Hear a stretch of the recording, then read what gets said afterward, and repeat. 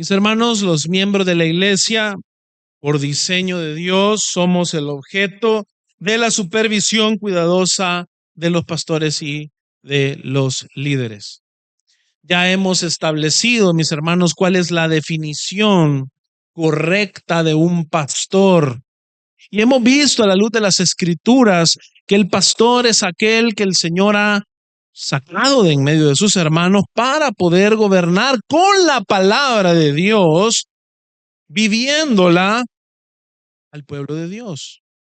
Y hemos visto que finalmente todo aquello que los profetas anunciaban en el Antiguo Testamento, tal cual nos lo muestra Hebreos capítulo 1, el versículo 1 al 2, ahora Dios nos ha hablado por medio del Hijo.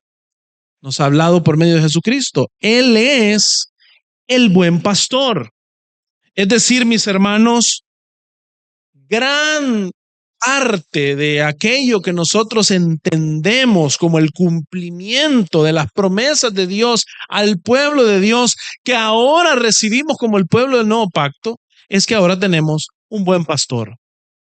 Si ustedes recuerdan, nosotros veíamos en el Antiguo Testamento ejemplos de pastores malvados.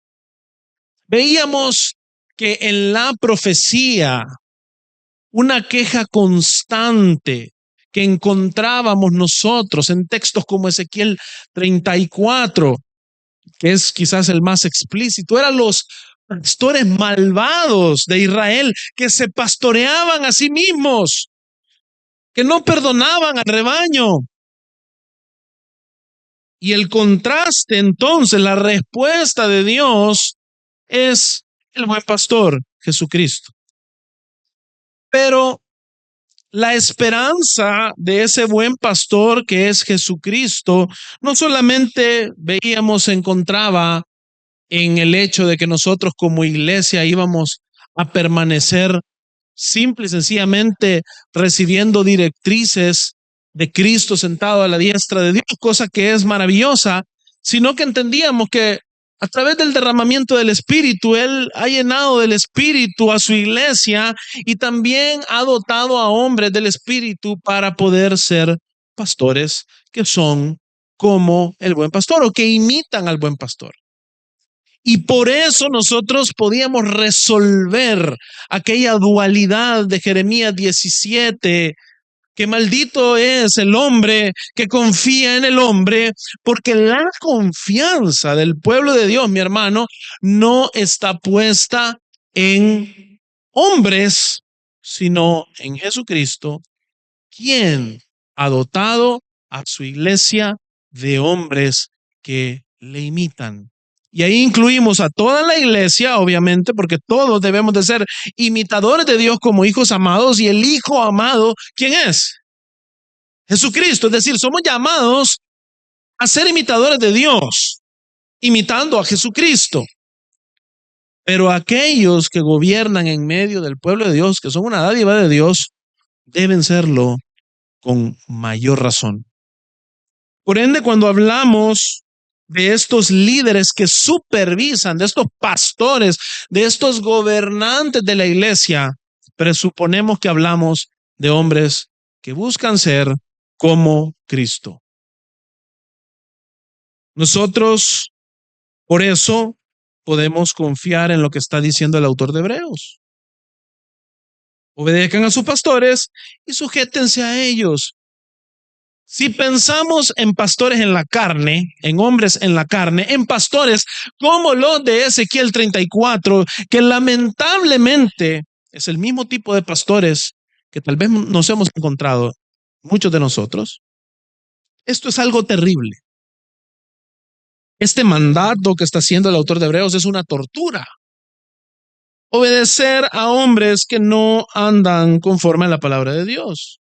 Obedecer a hombres que simple y sencillamente están buscando su propio afán, su propio bienestar, su propio beneficio, que se están aprovechando del rebaño, que no lo están perdonando al rebaño, sino que están más bien completamente saqueándolo en todos los sentidos. Cuando pensamos en eso, esta instrucción es terrible.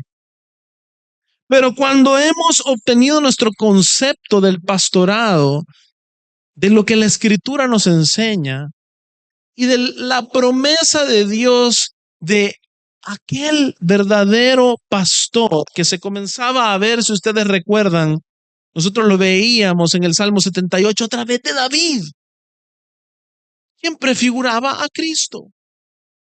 Y cuando luego lo vemos a través de Cristo mismo, lo vemos a través de Cristo enviando a sus 12. Y luego lo vemos a través de la institución de la iglesia. Lo vemos en el libro de los Hechos, el desarrollo del crecimiento de la iglesia y de cómo el Señor comisionó pastores y los capacitó para enseñar la palabra de Dios. Nosotros entendemos que no estamos lidiando con ese tipo de hombres. Entonces, una iglesia en la cual existen este tipo de pastores es una iglesia la cual puede recibir con gozo esta exhortación. Obedecer a estos pastores es algo agradable porque equivale a obedecer a Cristo, equivale a escuchar la voz de Cristo y obedecerla. Sujetarse a ellos no implica sujetarse a hombres que están simple y sencillamente dando sus directrices en la carne, sino que sujetarse a ellos es sujetarse por medio del Espíritu y en el Espíritu a Cristo mismo. Si ellos son como Cristo, la conclusión lógica es que ellos velan por las almas de la iglesia. Este es el sentir que hubo en Cristo. Si ustedes recuerdan, vimos eso. Cuando nosotros hablamos tanto de la autoridad del pastor como de la sujeción, siempre debemos de tener en mente Filipenses 2 del 5 al 11 y aquel sentir que hubo en Cristo, es decir, una completa imitación de la obra de Cristo. Indicación, mis hermanos, a los miembros de la iglesia, a las ovejas, es permítanles que lo hagan con alegría. Tal como hemos dicho, esta alegría no debería de ser fingida. ¿Y por qué no debería de ser fingida? Porque el origen, voy a sonar ya cansado, Cristo. Imagínese usted que acá lo que se está diciendo es, permitan que ellos velen por sus almas con alegría, porque ellos velan por sus almas. ¿Sabe cómo? Como quienes han de dar cuentas. ¿Y saben quién es el Señor de esas cuentas? ¿Ustedes han leído las cartas a las 7 iglesias en Apocalipsis? Sí, ¿verdad? ¿Qué hace Cristo con cada una de esas iglesias y qué le dice al ángel o al mensajero? Según lo que yo creo, ese mensajero ahí no es un ángel, un espíritu, sino que se está refiriendo a un pastor. Hay diferentes interpretaciones, no nos vamos a pelear por eso, hermano. Pero lo que le dice a cada, escribe al ángel, escribe al ángel, escribe al ángel. Cada una de esas cartas tiene una medición. Y las iglesias son medidas conforme a cómo Cristo ha sido presentado en el capítulo 1 de Apocalipsis. Y ustedes van a ver aquel que tiene las estrellas. Van a ver distintos, no me voy a meter ahí. Si no, no salgo de Apocalipsis. Pero lo que les quiero decir es que aquel a quien damos cuentas, ¿sabe quién es? Jesucristo. Entonces, nosotros velamos como pastores por las almas de la iglesia, como quienes han de dar cuenta al justo y verdadero, a ese que aparece en Apocalipsis, exaltado, Vaya y lea Apocalipsis, vaya y lea esas cartas, es hermoso porque son una medida de la iglesia. Y como quienes hemos de dar cuenta, pero lo hacemos a un amo que nos ha salvado en amor.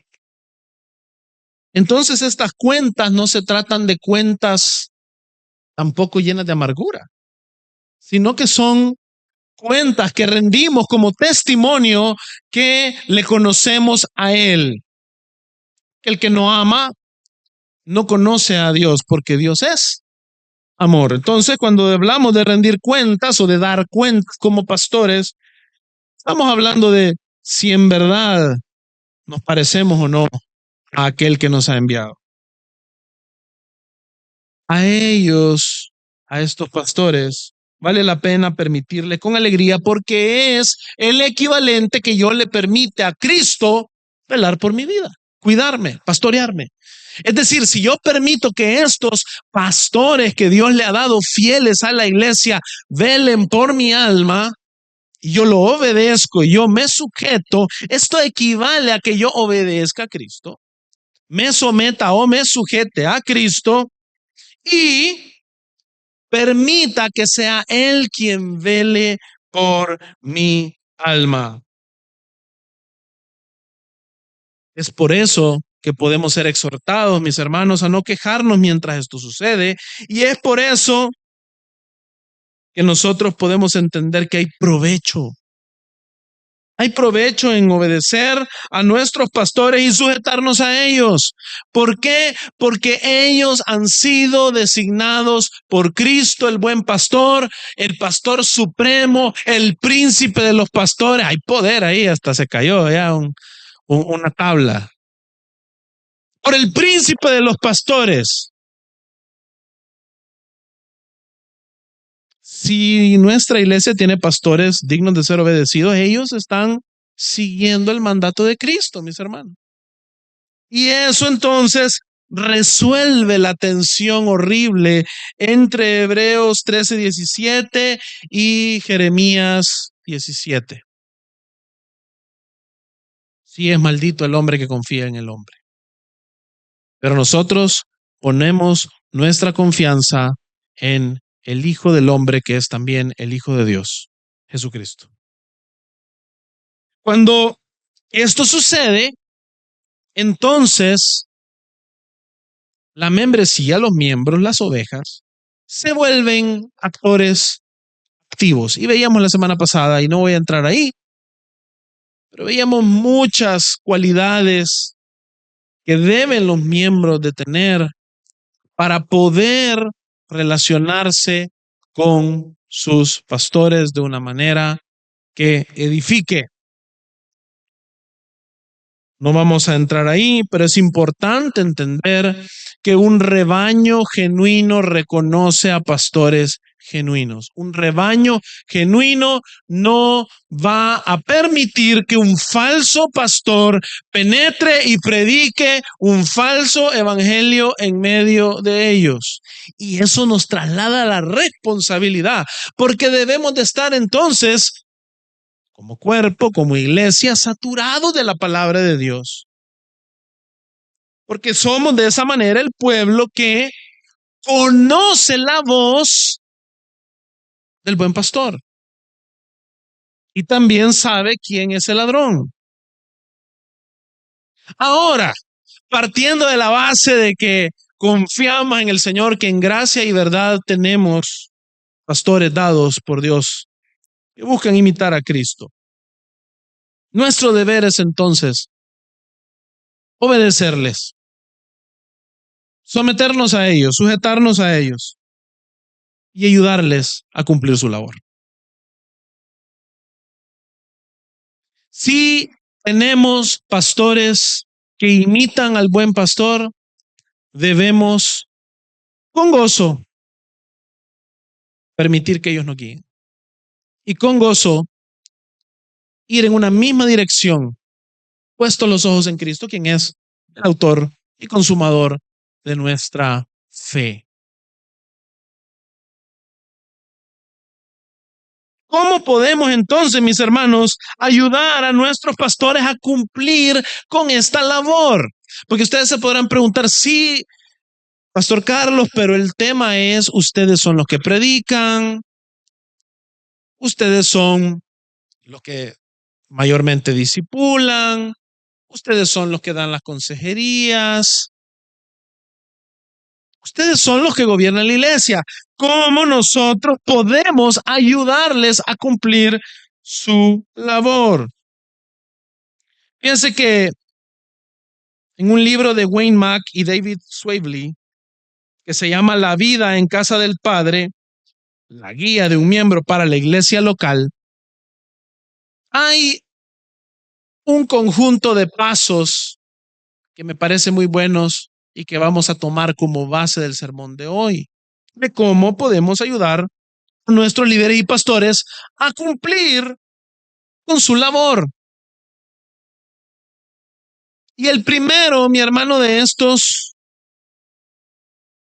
maneras en las cuales nosotros podemos verdaderamente involucrarnos ayudando a nuestros pastores y líderes es creer en Jesucristo y caminar en obediencia. Creer en Jesucristo y caminar en obediencia. Mis hermanos, esto podría parecer algo bien sencillo, bien lógico, es obvio. Si estamos en la iglesia de Cristo, deberíamos de creer en Jesucristo. Pero mis hermanos, muchas veces dentro de la iglesia estamos llenos de incredulidad y la incredulidad entorpece la obra de Dios en el mundo y evidentemente entorpece la iglesia. La iglesia es el conjunto de aquellos que son salvos por gracia por medio de la fe.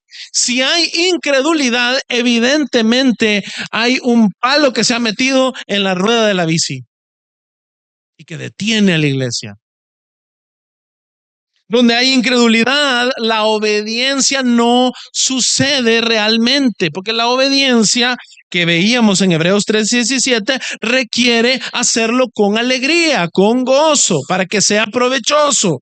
No podemos caminar en obediencia si somos incrédulos. Y muchas veces pensamos que somos cristianos, creyentes, pero realmente andamos en incredulidad. Y cuando hay incredulidad, mi hermano, se multiplican muchas cosas negativas para la iglesia. Y evidentemente una de ellas será, si hay incredulidad en el Señor, lo primero que va a suceder es también dudar de todos, dudar los unos de los otros, y no se diga del pastor.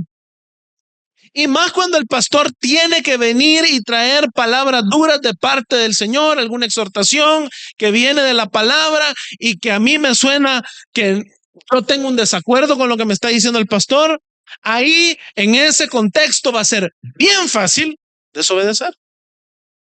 Va a ser bien fácil, mejor yo optar por mi propio camino. Porque eso es andar en la carne. Mi hermano, es un motivo de gozo ver la mano de Dios obrar en los miembros para conformarlos cada vez más a la imagen de Cristo.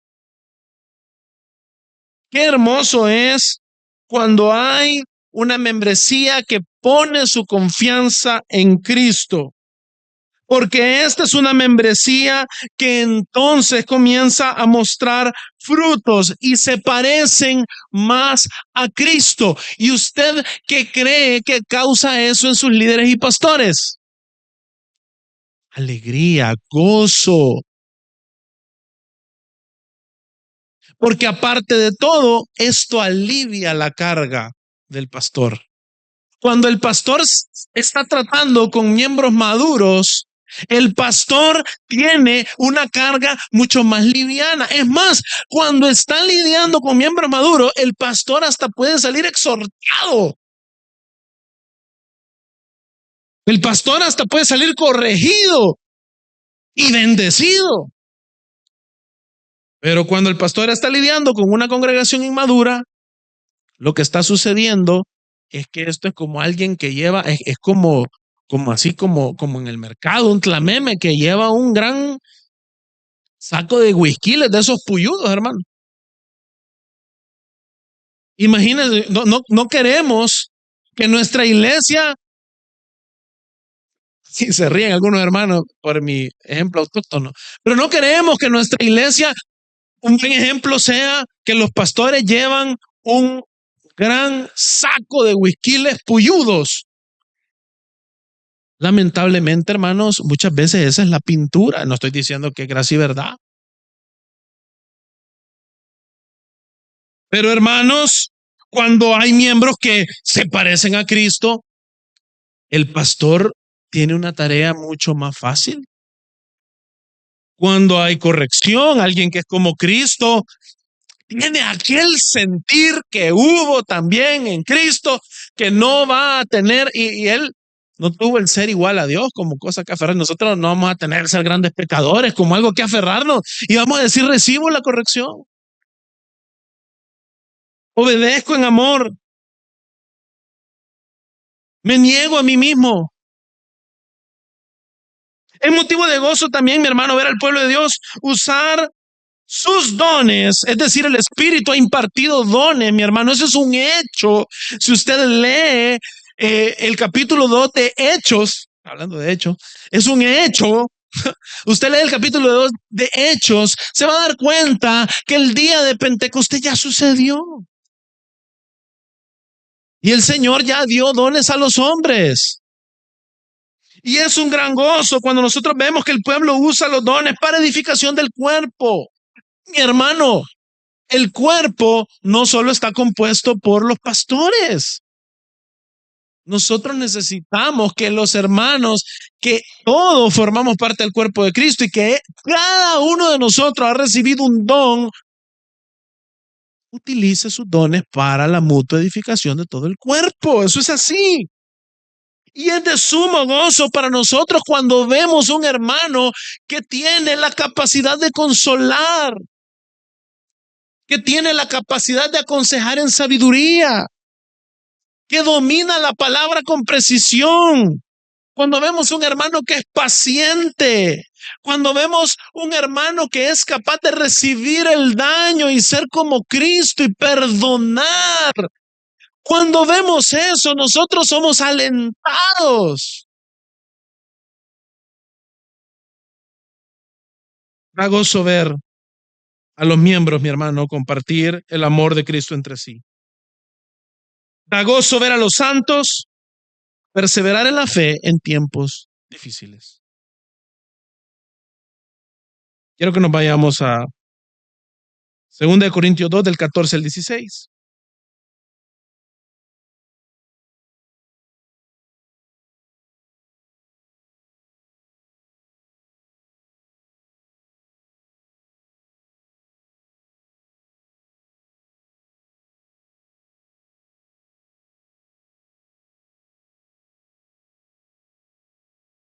Dice el versículo 14, porque si en algo me he jactado con él acerca de ustedes, Pablo se ha jactado con Tito, acerca de ustedes, dice, no fui avergonzado, sino que así como les hemos dicho todo con verdad, también nuestra jactancia ante Tito resultó ser la verdad.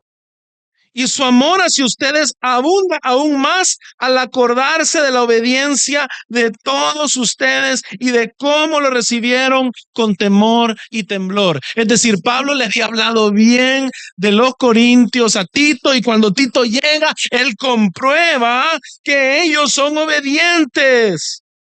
Él se acuerda de la obediencia de los corintios y de cómo lo recibieron con amor. Y su amor hacia ellos abunda aún más y más.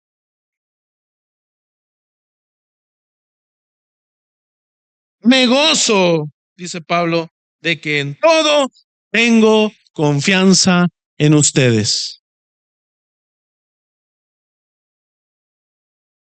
Y eso es algo, mi hermano, que debería de salir fluido de la boca de los pastores de la iglesia. Me gozo de que en todo tengo confianza de ustedes. Mis hermanos, debemos de aspirar a ser una iglesia en la cual los miembros le producen gozo a los pastores. Y ellos pueden confiar en que ustedes, en que nosotros, en que todos somos maduros y que estamos obrando en todo como Cristo. Qué hermoso es leer que Pablo dice: si en algo me he jactado con Tito acerca de ustedes, no fui avergonzado. ¿Por qué? Los corintios mostraron, ¿sabe qué? Plano y llano. Ser una iglesia madura, es decir, ser una iglesia como Cristo, una iglesia que cree en Jesucristo y una iglesia que camina en obediencia. Tercera de Juan 4.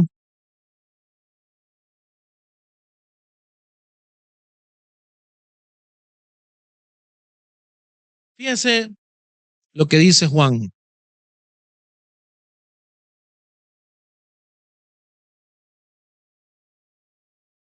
Y ojo, porque esto no es una exageración, no es un lenguaje figurado. Juan acá, como pastor, está diciendo: no tengo mayor gozo que este. Es decir, mi hermano, interpretando lo que ahí dice, Juan no tiene mayor gozo que es, literalmente. Oír que mis hijos andan en la verdad. ¿Qué, qué produce el gozo más grande en los pastores que son como Cristo, mi hermano? ¿Sabe qué? Oír que los miembros de la iglesia andan en la verdad. Cuando los miembros de la iglesia andan en la verdad, un pastor que anda en la verdad se goza, y no hay un gozo más grande que ese. Entonces, mi hermano, ¿cómo ayudar a los líderes y pastores? Crea en Jesucristo, mi hermano. Ponga su fe en Él. Haga todo lo que eso implica. Váyase a la palabra, váyase a la oración. No deje de congregarse como algunos tienen por costumbre. Involúcrese con demás hermanos, porque es el amor de Cristo el que nos une. Y entonces usted va a ver cómo caminar en obediencia va a ser algo que lo va a hacer con gozo, porque lo va a hacer en el Espíritu. ¿De qué otra manera podemos nosotros ayudar a los líderes y pastores? Cultivando y preservando, mi hermano, la unidad en el cuerpo. Y esto pasa, mi hermano, por el trato que tenemos los unos con los otros. Si nosotros cultivamos y preservamos la unidad del cuerpo, nosotros venimos y ayudamos enormemente a los líderes y pastores de nuestra iglesia. Literalmente, aliviamos la labor pastoral. Primera de Pedro 4:8.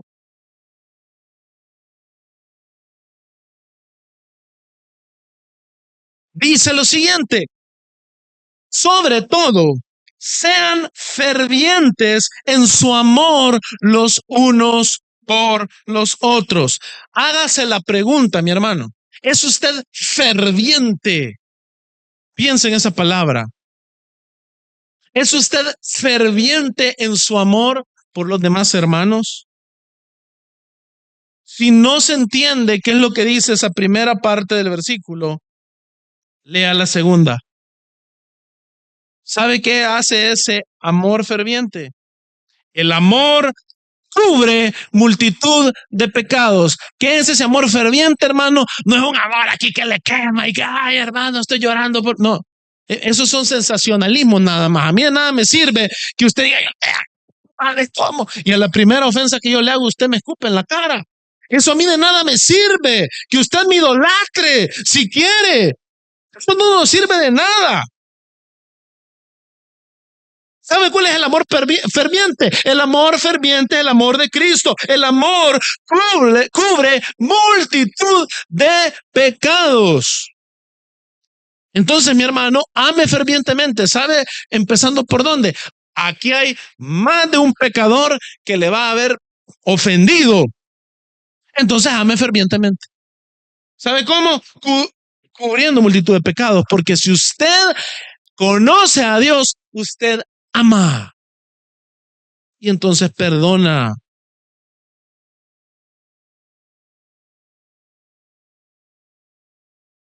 Entonces tratamos a los miembros con amor, lo cual implica ese amor ferviente que cubre multitud de pecados. Recordemos, en medio de los desacuerdos, que aunque nuestras opiniones son temporales, las personas con quienes discrepamos, si están en Cristo, son eternas. Y a veces venimos y en la carne nos ubicamos en una posición de desacuerdo, de resentimiento, de odio, de ira, incluso a veces entre creyentes, y tratamos estos sentimientos carnales como si fuesen eternos.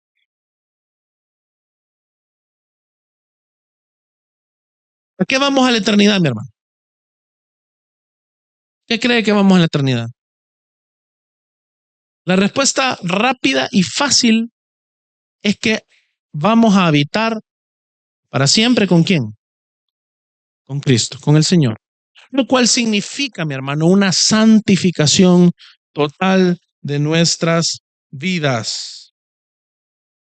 Tenemos desacuerdos temporales. ¿Cuál es la esperanza de que esos desacuerdos se disuelvan entre nosotros? La misma que nuestra vida eterna. ¿Sabe cuál es? Cristo, quien es la verdad. Él es el camino, la verdad y la vida. Donde nuestros desacuerdos se deben deshacer es en Cristo. Yo sé que esto suena fácil, pero no lo es. Requiere que usted viva con el sentir que hubo en Cristo. Que usted sea capaz de que aunque usted tiene un desacuerdo, si no se trata de que su hermano está hablando una herejía y se va a ir al infierno de verdad, usted también sepa en qué punto venir y menguar, entendiendo de que es el Señor quien nos va a guiar a toda verdad. Es el Espíritu Santo quien nos va a guiar a toda verdad y confiamos en Él.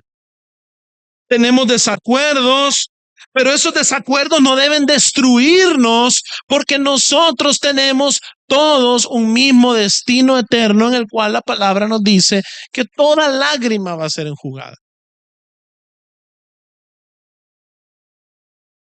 Entonces, en medio de una discusión, debemos de tener cuidado de no tentar a un hermano. ¿Cómo podemos hacer eso? Lo podemos hacer a través de venir y actuar airados. Y hermano, quiero decirle algo. Usted puede tener la verdad de su lado.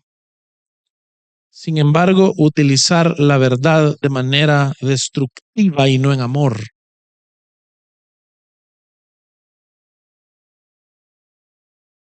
Para algunos esto es una falacia. No, no lo es.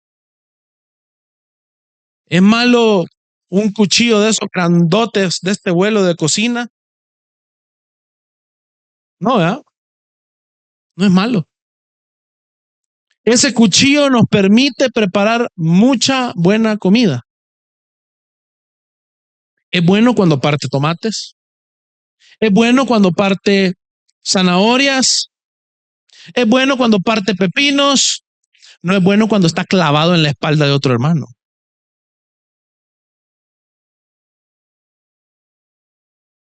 Y lamentablemente muchas veces agarramos la verdad y sin interesarnos en la edificación en amor, la clavamos en la espalda de otro hermano para destruirle. Nunca vamos a negociar la verdad, jamás.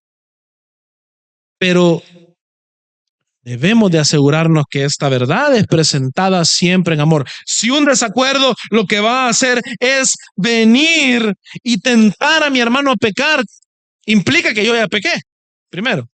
Y segundo, estoy haciendo pecar a otro hermano. Y esto es como una reacción de una bomba atómica. El pecado se propaga por toda la iglesia.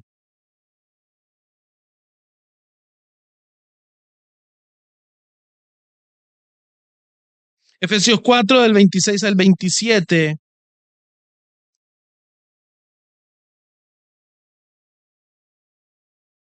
Dice, enójense, pero no pequen. No se ponga el sol sobre su enojo, ni den oportunidad al diablo. Lamentablemente, muchas veces nuestro manual como miembros de iglesias al revés. Nos enojamos y pecamos. Y encima, el sol sí se pone sobre nuestro enojo. Es decir, yo me voy, duermo enojado, amanezco enojado, hasta he procesado más maneras de pecar contra mi hermano y contra Dios y termino dándole lugar al diablo. ¿Quién vino para qué? Para matar, para robar, para destruir. No es algo bonito darle lugar al diablo en la iglesia de Cristo.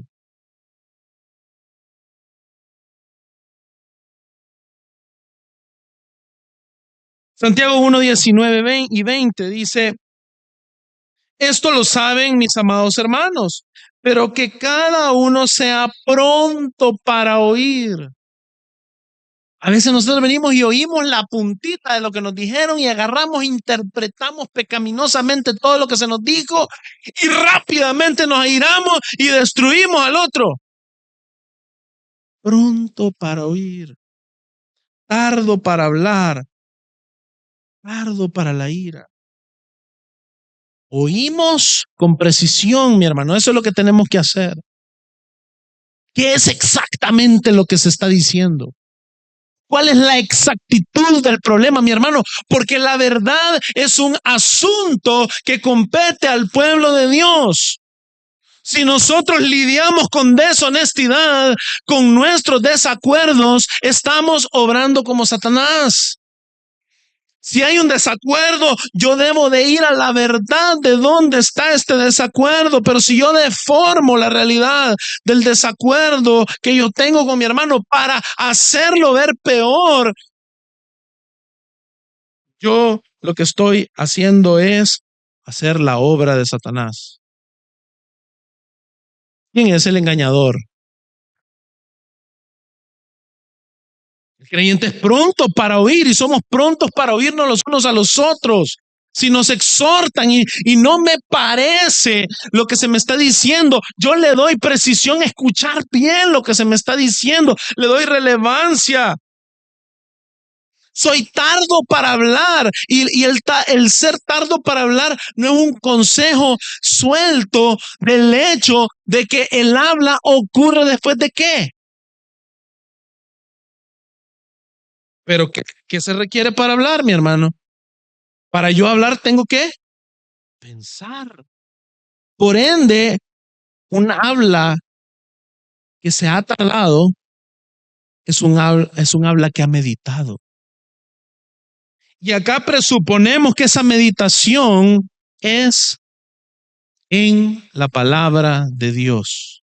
Yo antes de venir y destruir con mis palabras, me detengo y medito en la ley de Dios de día y de noche.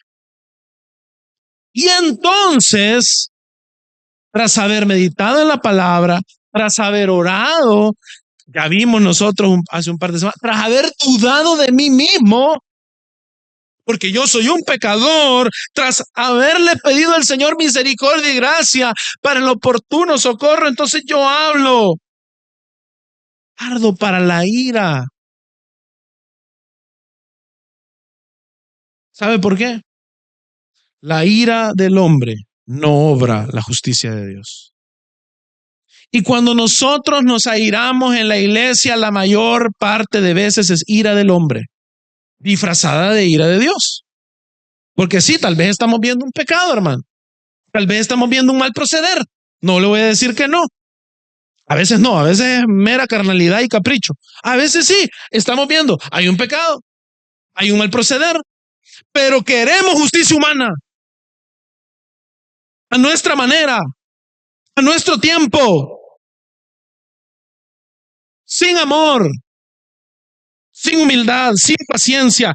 Eso, mi hermano, no nos engañemos, no obra la justicia de Dios. La ira del hombre no obra la justicia de Dios.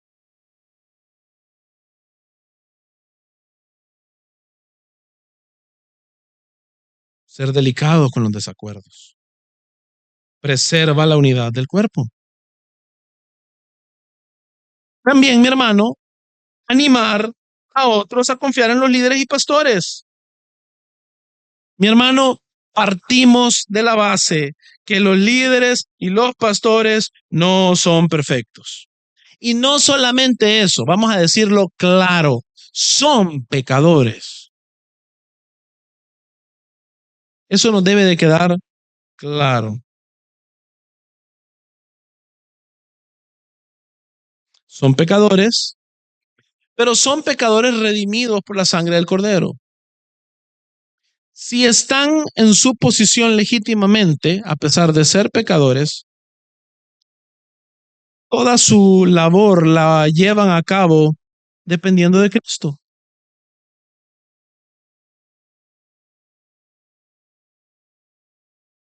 Eso significa, mi hermano, que nosotros podemos, más bien antes de venir y entrar en una total desconfianza, orar por estos hombres. ¿Por qué? Porque si ellos están buscando andar en dependencia de Cristo, aunque por momentos pequen, se equivoquen, fallen, yo le voy a orar a aquel de quien ellos dependen, porque Él es quien les sustenta.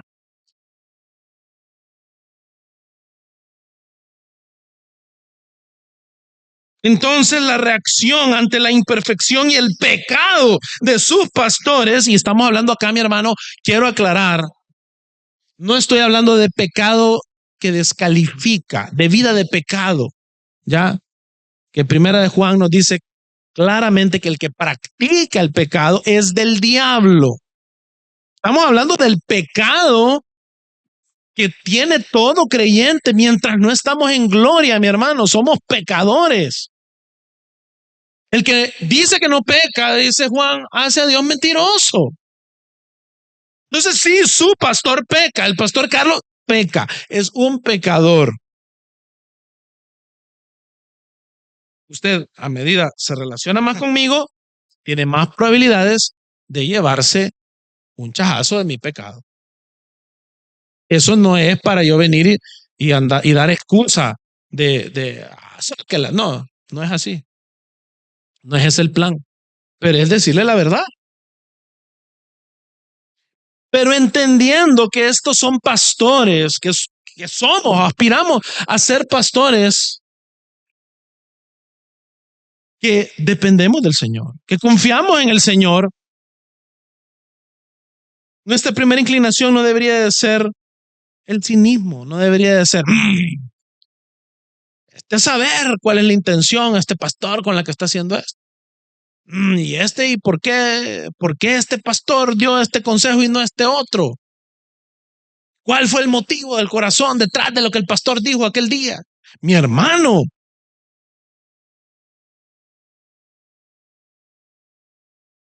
usted debe de inclinarse hacia la confianza.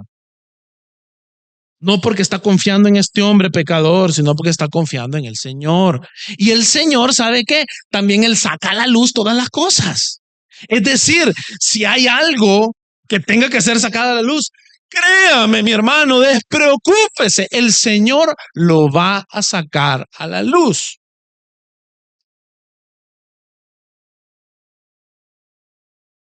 Entonces, El Señor nos ha dado unos pastores, ellos confían en el Señor, creemos que son buenos pastores, confiamos en el Señor. El Señor es quien los guía, yo no voy a actuar cínicamente. Si alguien se me acerca con una preocupación por la decisión de un líder, y yo no sé el motivo de esa decisión, o yo sé, perdón, el motivo de decisión, yo lo puedo explicar. Muchas veces va a pasar eso. Muchas veces, hermanos, vamos a saber los motivos por los cuales los pastores tuvieron que tomar alguna decisión que puede ser polémica para algunos miembros. Pero, hermanos, muchas veces usted se va a topar en escenarios que no porque nosotros estamos ocultando, ni porque estamos tapando el pecado, ni porque estamos asolapando a alguien, ni porque estamos... Van a haber ocasiones que nosotros los pastores tenemos información delicada que no puede llegar a los oídos de todo el mundo. Y usted no tiene todos los detalles. Lamentablemente, muchas veces la primera inclinación es ¿por qué? Como que fuera la prensa. Mi hermano, usted debe poner su confianza en el Señor.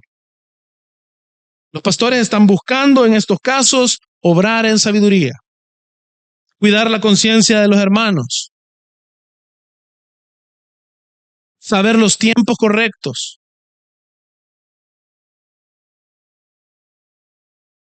Si hay miembros que no, que son renuentes a confiar en este tipo de situaciones, mis hermanos, la unidad del cuerpo no es posible. La unidad del cuerpo no es posible.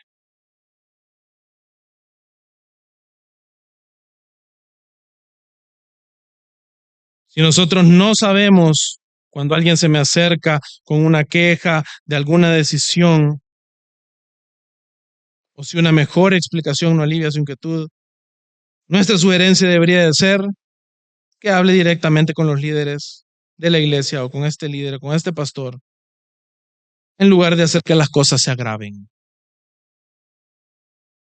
Aún así, muchas veces nosotros no vamos a poder responderle con los detalles que tal vez usted quiere, pero ahí usted debe ser capaz de reconocer que tal vez la información que usted quiere la quiere en la carne.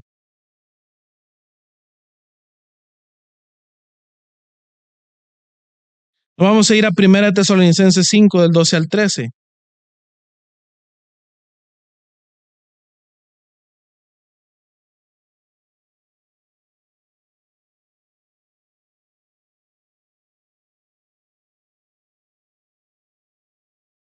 Dice 1 Tesalonicenses 5, 12. Pero les rogamos, hermanos, que reconozcan a los que con diligencia trabajan entre ustedes. Esa palabra diligencia, usted le tiene que poner atención. Ya lo hemos dicho antes, la diligencia no se puede fingir. Cuando hay diligencia, las cosas se están haciendo con amor, se están haciendo con dedicación, se están haciendo con cuidado. Cuando a usted algo le importa, lo hace con diligencia. Si usted está cocinando y quiere que la comida le quede rica, usted le está poniendo ojo al detalle de la receta. Y si usted tiene a pastores que trabajan en medio de la congregación, que lo hacen con diligencia, usted tiene que reconocerle y ser capaz de decir, bueno, tal vez en este momento no entiendo lo que se está haciendo. Obviamente hay cosas, mi hermano, que sí requieren evidentemente de una explicación. No estamos hablando acá de que los pastores van a venir y van a tomar las decisiones que les dé la gana y como les dé la gana y usted confíe. No, no se trata de eso. Pero se trata de cuál es nuestra actitud ante el entendimiento de que hay líderes y pastores que están obrando en medio de nosotros diligentemente. Entiéndase, lo están haciendo imitando a Cristo. Dice, y los dirigen en el Señor y los instruyen. Que los tengan en muy alta estima con amor por causa de su trabajo. Vivan en paz los unos con los otros. Mi hermano, lo primero va a llevar a lo segundo. Cuando nosotros venimos y confiamos en el Señor, vamos a confiar en los pastores que el Señor ha puesto. Y eso va a traer paz en medio del cuerpo. Así que, hermano, ¿quiere usted ayudar al trabajo de su pastor, al trabajo de su líder? Cultive y preserve la unidad del cuerpo, mi hermano. Es vital. Número 3, ora por los líderes de la iglesia. Lo hemos dicho de manera tácita en otros puntos, pero acá vamos directo. Los pastores y líderes han recibido un deber formidable, actuar en su humanidad para pastorear una congregación de personas pecaminosas. Sí, eso le incluye a usted. Pero además, debemos orar por los líderes de la iglesia para que podamos regocijarnos y agradecer a Dios cuando nuestras oraciones sean contestadas. Mis hermanos, ¿sabe qué es lo hermoso de la oración? Que la oración, cuando viene del pueblo de Dios, que está lleno del Espíritu de Dios, ¿sabe qué? Llega al trono de Dios. ¿Y sabe también qué? Es contestada por Dios. Y cuando a uno lo mandan a orar, lamentablemente, muestra una incredulidad, es decir, una violación al primer punto que habíamos dado. Porque ya lo hemos dicho en los 2 sermones anteriores, normalmente cuando a mí me dicen, voy a orar, la respuesta natural, incrédula, carnal, es como que me dijeron, que te vaya bien. ¿Ah? Y más triste es si se vuelve canon, es decir, si al final yo digo voy a orar y no oro, ¿ah?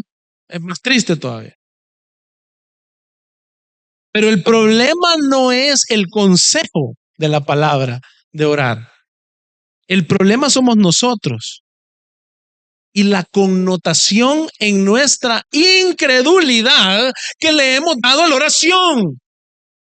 ¿Quién cree usted que está interesado en que tengamos en tan baja estima la oración? El mismo adversario que anda como león rugiente buscando a quien devorar. Una manera de mantenernos bien, pero bien fácil presa, es que no oremos. No oramos nosotros, no oramos por nuestros hermanos y no oramos por nuestros pastores. Mi hermano, es trascendental que usted ore por sus pastores, por sus líderes. Y es hermoso porque cuando hacemos este tipo de oración, después nos regocijamos en los frutos de la misma.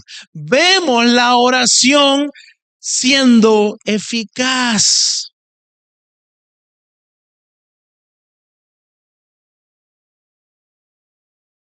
Muchas veces la oración, mi hermano, se va a traducir en el arrepentimiento de su pastor por un pecado que usted había observado.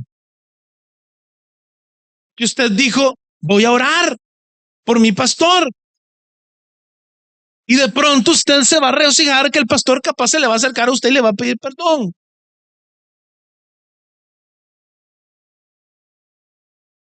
Esto involucra ser tardo para hablar también. ¿Se ha puesto a pensar en eso? Tardamos en hablar también porque vamos a orar.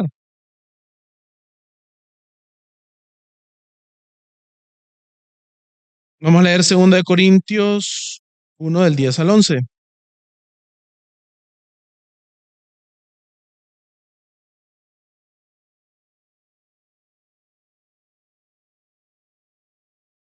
Acá está Pablo hablando de una situación en la cual ellos ya se habían dado por muertos.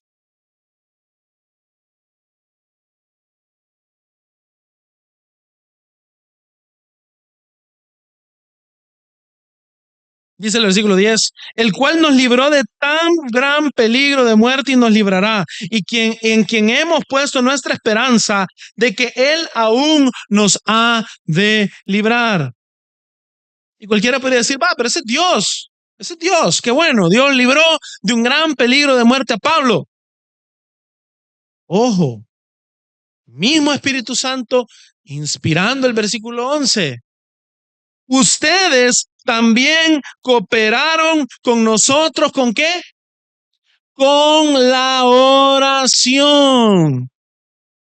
Sí, Dios libró a Pablo de la muerte, pero hubo una iglesia en Corinto obediente al Señor que oró por Pablo.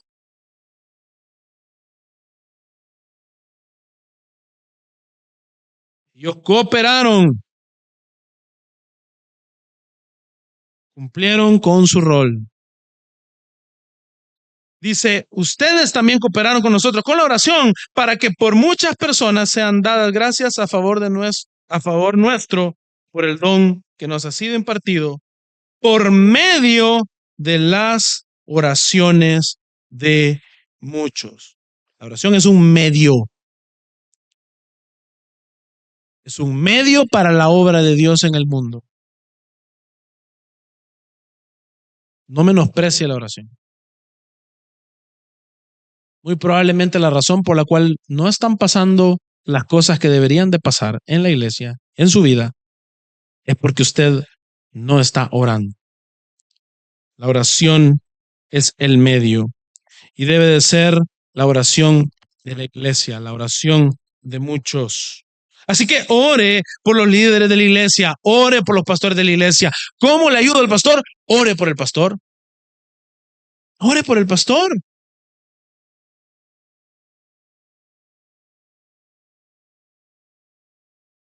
Número 4, expresa tu amor por los líderes y los pastores de la iglesia.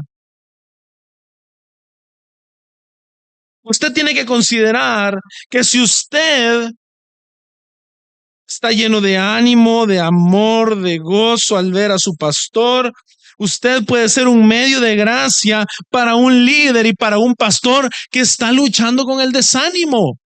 Cuando nosotros los pastores vemos a las ovejas fortalecidas en el Señor, esperanzadas en el Señor, llenos de la palabra de Dios, rebosantes de la palabra de Dios, se vuelven para nosotros un medio de gracia con el cual el Señor nos llena también de su gozo. Hace alrededor de 4 meses, con mi esposa atravesamos una situación muy difícil. Perdimos a nuestro bebé y estábamos muy, pero muy golpeados. Y cuando vinieron hermanos llenos de la palabra y nos escribían, me escribían, me exhortaban, me animaban, mi hermano, mis baterías se recargaron. Este año ha sido dificilísimo por múltiples motivos. En mi trabajo tengo nuevos retos. En la iglesia han habido muchas dificultades. Y la dificultad que nos golpeó en la carne directamente a nosotros a través de las muestras de amor de los hermanos se volvió el aliciente más grande en Cristo para que nosotros fuésemos animados, consolados para poder consolar a otros.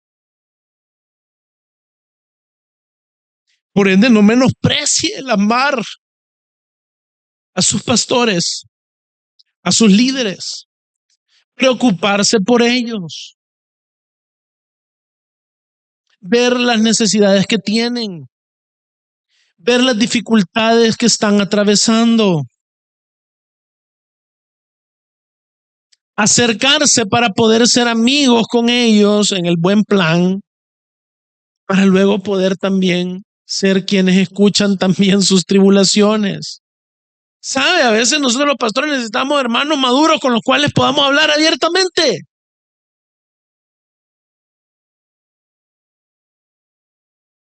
Usted necesita expresar su amor y parte de ello le demanda a usted madurez. Segunda de Corintios 7, del 5 al 7,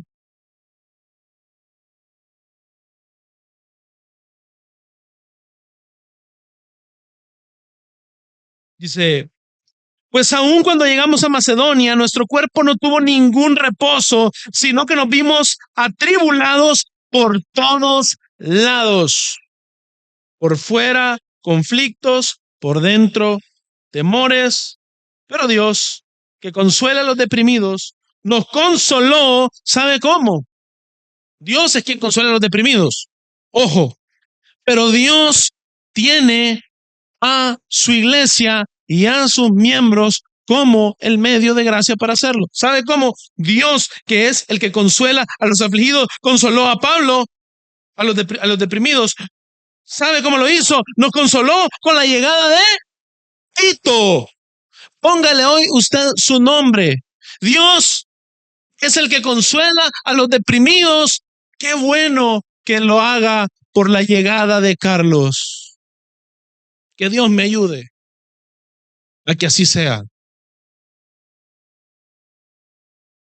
Y no solo con su llegada, sino también con el consuelo con que él fue consolado en ustedes. Tito fue consolado en los demás miembros, haciéndonos saber el gran afecto de ustedes, su llanto y su celo por mí, de manera que me regocijé aún más.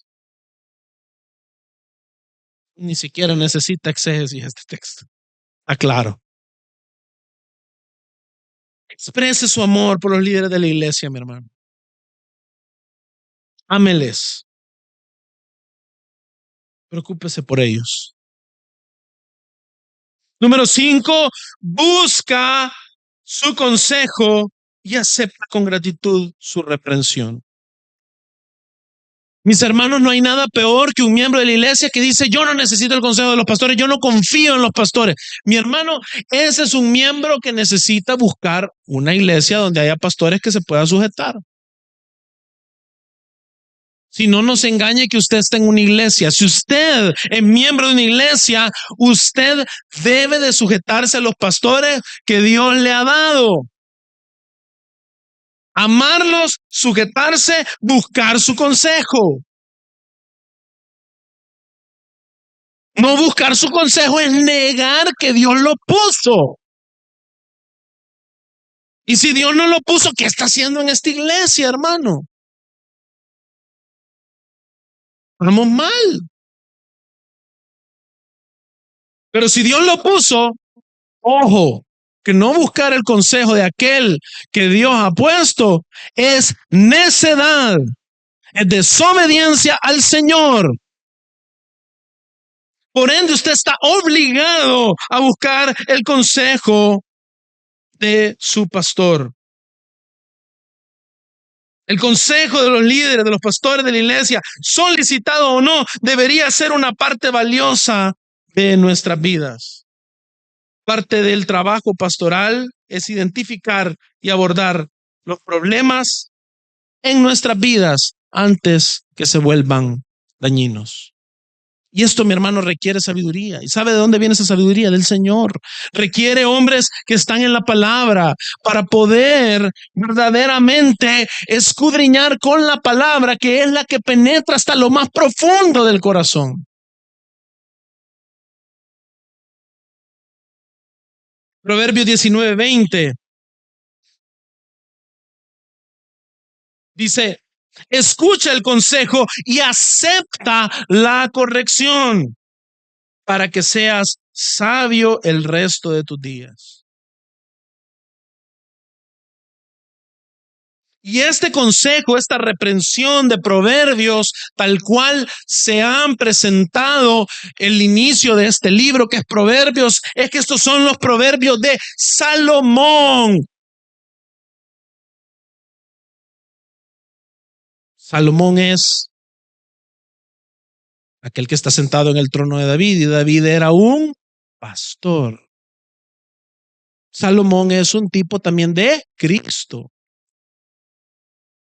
Es decir, el consejo que viene de su pastor es un consejo que viene, si es un pastor, como ya lo hemos dicho, de Cristo. Escuche el consejo, mi hermano. Acepte la corrección porque es un consejo que viene de la palabra de Dios para que seas sabio el resto de tus días. Hechos 20:28 se los leo yo. Tengan cuidado de sí mismos y de toda la congregación, en medio de la cual el Espíritu Santo les ha hecho obispos para pastorear a la iglesia de Dios, la cual Él compró con su propia sangre. Es decir, usted debe de permitir que los pastores tengan cuidado de ustedes como congregación. ¿Sabe por qué? Porque en medio de esa congregación es el Espíritu Santo quien les ha hecho obispos, quien les ha hecho supervisores, aquellos que velan por el pueblo para pastorear a la iglesia de Dios. Y la seriedad de esto es que esta es una iglesia que Él compró con su propia sangre. Es decir, el rol pastoral y permitir que suceda está ligado al precio de sangre el cual se ha pagado por nosotros. Negarnos al pastorado es despreciar la sangre de Cristo.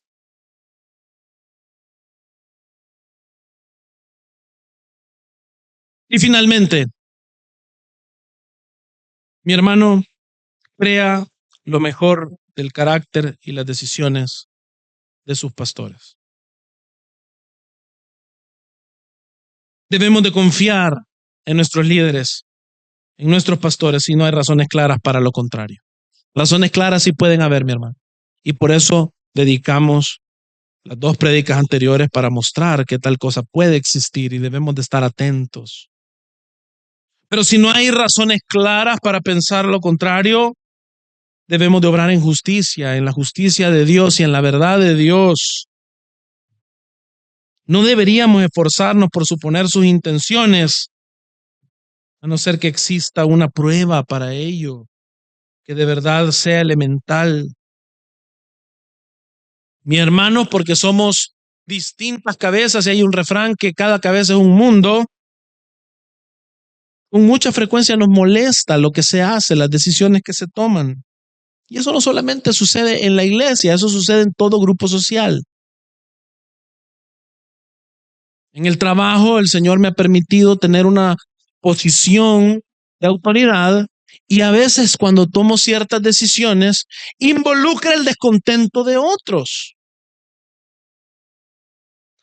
Si aún en el contexto laboral que no tiene nada de santo, en el sentido estricto de la obra de Cristo, aunque es una bendición el trabajo, pero no es la iglesia.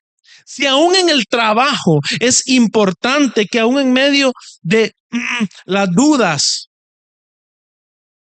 aquellos a quienes yo tengo el privilegio de dirigir, me den la confianza y digan, Carlos, creo que tal vez aquí no estamos del todo de acuerdo, pero sigamos adelante, porque estás en autoridad y confiamos en que tenés la experiencia, la capacidad para liderarnos.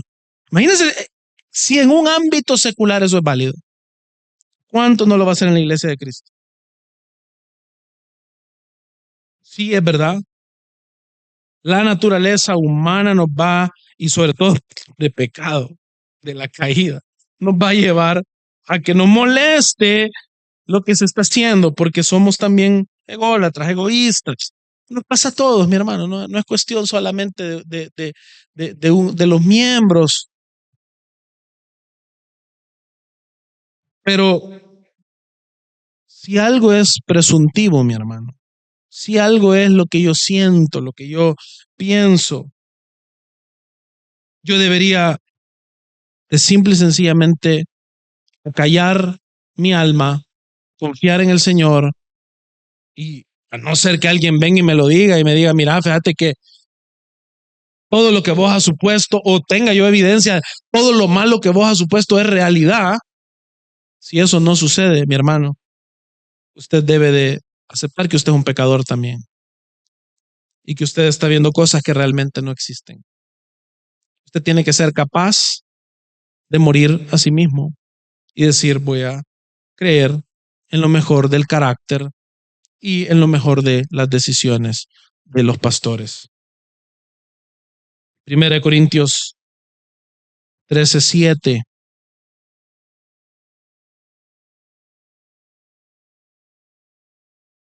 El amor que deberíamos todos nosotros tener como hijos de Dios que conocemos a Dios. Todo lo sufre, todo lo cree, todo lo espera, todo lo soporta. Obviamente, mis hermanos, hay un contexto y es el que ya pusimos. Somos la iglesia de Cristo, la que Él redimió con su sangre. Y aquellos que tienen el nuevo mandamiento, que es que nos amemos los unos a los otros, ¿sabe cómo? Como Él nos ha amado. Por ende podemos sufrir todo, creer todo y esperar y soportar todo de nuestros hermanos y de nuestros pastores, confiando en el Señor y en su obra, en ellos y en su iglesia. Filipenses 2:3.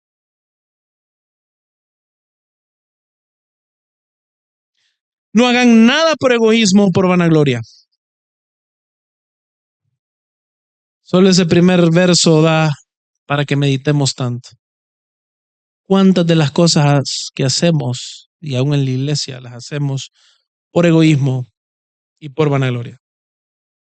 Sino que con actitud humilde, cada uno de ustedes considere al otro como más importante que a sí mismo.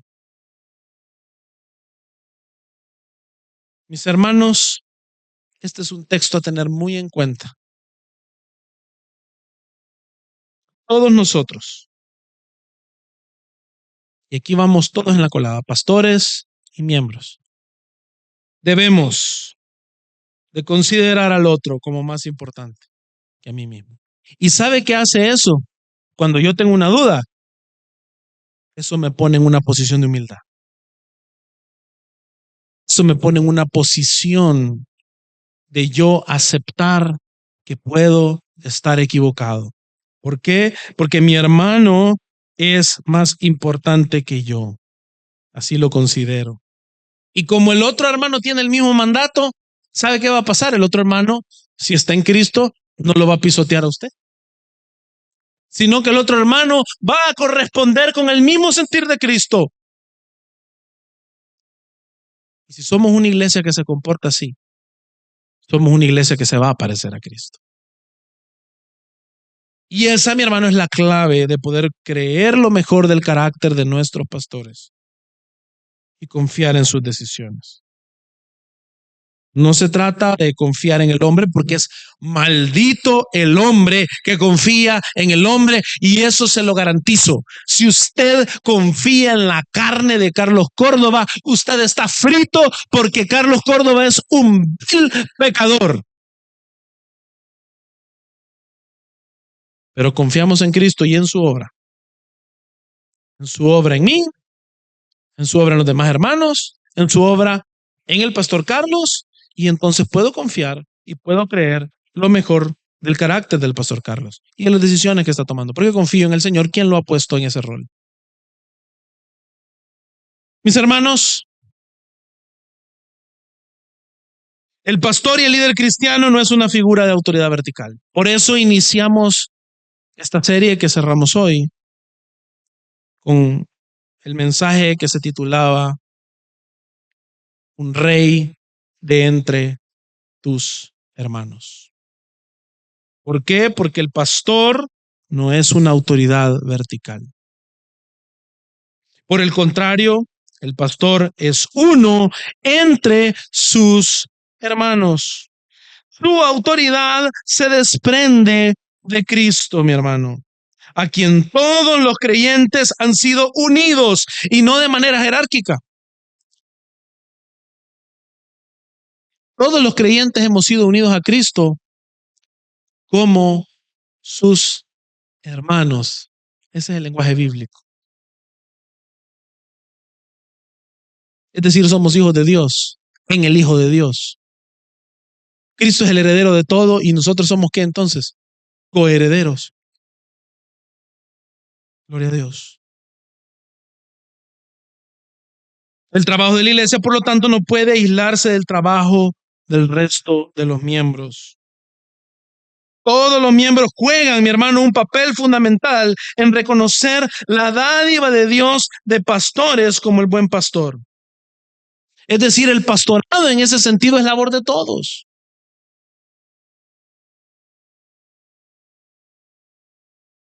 Nosotros debemos de animarles a juntos proseguir a la meta para obtener el premio del supremo llamamiento de Dios en Cristo Jesús. Proseguimos juntos, mi hermano, a la meta. Y lo hacemos puestos los ojos en Cristo.